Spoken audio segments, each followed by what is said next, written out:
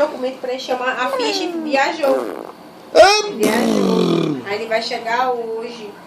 Eu não sei que hora ele vai chegar. Porque ontem vai ter, tá dando aula, vai ter curso, né? Aí eu vou ver como é que eu faço. Se não tiver, ele me deixa. Aí amanhã eu vou ver se eu venho de novo, então. Porque a menina vem pra cá com ele, né? Jádia.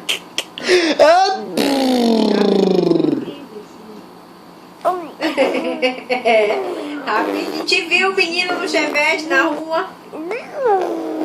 Aí foi que o Rogério ligou pra ele. Foi, fique nisso, entendeu?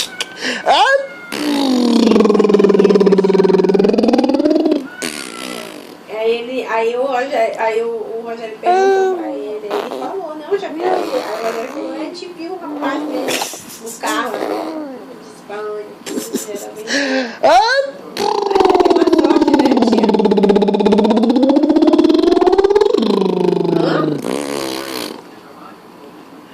Faz igual. Como assim?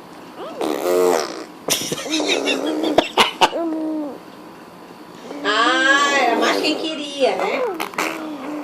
É verdade mesmo. É verdade, ele é bacaninha aquele carro.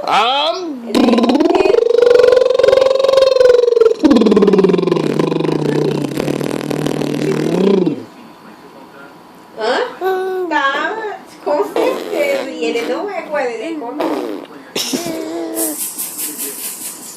Vai.